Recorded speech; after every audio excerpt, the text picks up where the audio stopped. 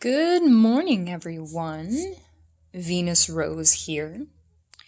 So I decided to do a collective love reading for this Hallmark holiday.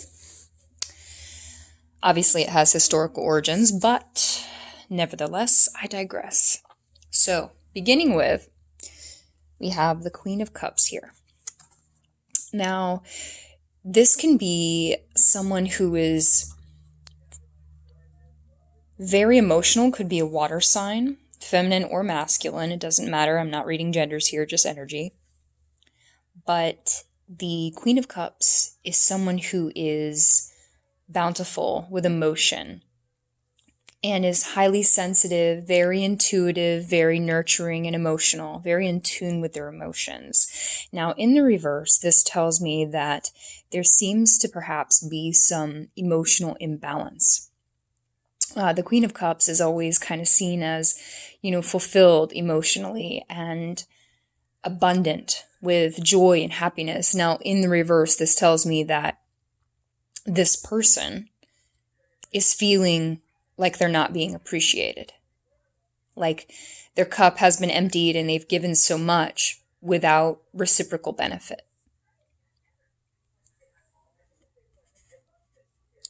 The next card is the Two of Swords. Air energy. So the Two of Swords is obviously, this is a time when there is a decision that needs to be made. And swords are all about air. It's about mentality. It's about thoughts. It's about intuition, communication. And as you can see, she has a blindfold over her eyes, but she's wielding these swords. But it's like she doesn't want to make a decision. She knows she needs to make one. She knows that there's things that she needs to bring her attention to, but having the blindfold over her eyes is like the deliberate intention to ignore the decision, to ignore taking action because it's the safest thing to do. It's not having to be the one to make a decision because you're afraid of losing something or making the wrong decision, because we'd rather play it safe and be ignorant instead of facing the problem and eliminating it, knowing sometimes that the best thing to do is to make that decision, to make the hardest decision, but instead we just ignore our intuition and we let things happen. And they usually do. So someone is in a space of feeling unappreciated. And it's like they know what they need to do. They know that there is a decision that should be made and they've probably been debating it for a while, or they feel it coming, but they're just ignoring it. Again, playing it safe, hoping for something to change. I'm sorry for any background noise, you guys. I got the cats running in and out and my mom's TV is on. Anyway, so confirming the Queen of Cups, we have Cupid's arrow, these little message cards, love message cards. So have faith, love is coming, surprise invitation or meeting or hesitation. Now, the word that talks to me here is hesitation, but also like that feeling depleted or imbalanced.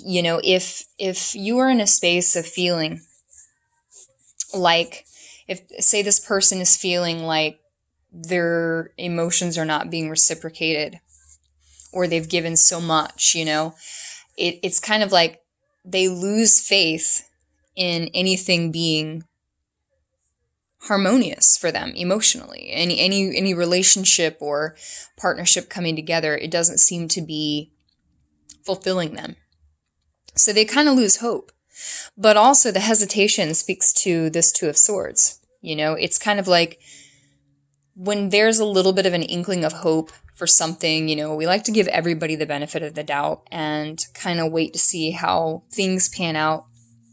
But, that Two of Swords, again, it's like what I'm getting here is it's the Queen of Cups cannot properly be received and receive that reciprocal, harmonious, emotional fulfillment until they make the decision to do what needs to be done in order to receive and eliminate the hesitation in order to receive the proper love, the proper balance of emotion that they would like to have. Which brings us to this card, addiction. So this is all about, codependency, obsession, possession, controlling, has a block, restraint. So again, it's like they are unable, it's like we become so obsessed and focused on the present thing in our lives, even though it may not be giving us what we need deep down, and we know that, but we always have this hope, and it's like a blind faith in a way. And I mean, that's, your heart is in a good place for that. But it's like when you know something needs to be done, but you don't want to do it, it's like you keep playing that addiction cycle because you're codependent on what's comfortable. You're codependent on the present. Say you're in a relationship now, but it's not fulfilling you. You're playing it safe, but you're caught in that same addictive loop, like obsession, possession. This is mine. This is where I belong. This is what I've built so hard to be in.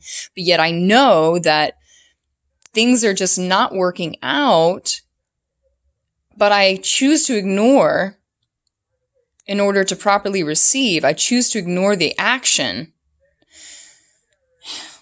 So we just play it safe. We stay comfortable. We stay in this mode of emotional unfulfillment. And sometimes, because this is a lot, guys, there's a lot coming through at this moment in time. It's like if we are in a relationship where we feel emotionally unfulfilled, what I'm getting from this as well is that there is something within the individual that needs to be worked on. These cycles, this same cycle of relationships that aren't balanced, that aren't reciprocal. Well, I'm being told here that it's because the individual in question, which seems to be a feminine, is dealing with their own emotional imbalance. So whatever is imbalanced within yourself is needing to be addressed. Because until you address that, then you manifest the same cycles in the same relationships. When another relationship comes along and you don't heal properly, you don't take the time to work on yourself, establish and recognize your own trauma from the inside out, then the next relationship that you come into has the same cycles. What is it? Cycles will repeat until the lesson is learned. That's just how it goes. Addiction, codependence, playing it safe, Finally, we have keepers of the earth. You are not alone. Ancient ancestors stand beside you. So, this goes back to hesitation here. Hesitation to, make the decision necessary to work on this emotional imbalance that's obviously present in this partnership and within the individual who is in this partnership that's being addressed, which is a feminine. Wanting to break the cycles of codependency to work on these things. Your ancestors are standing beside you. Like, we are in such a transformative phase on this earth that everyone seems to be going through their own Ace of Cups moment, which is self-love, self-emotional fulfillment.